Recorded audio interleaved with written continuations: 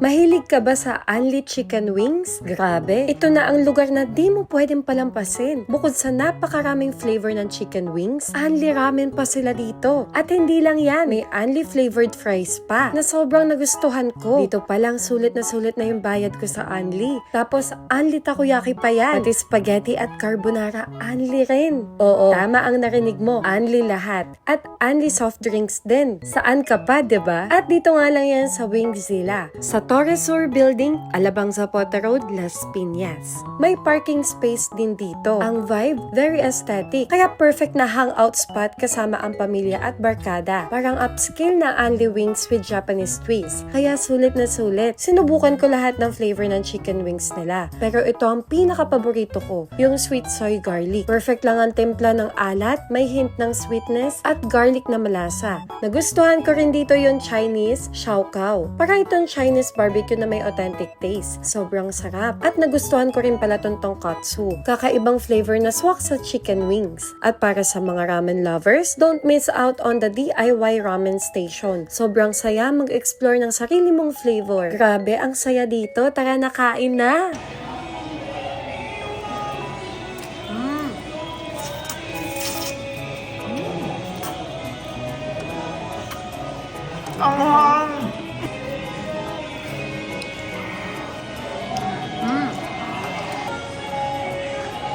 Hi mga ka-eggies!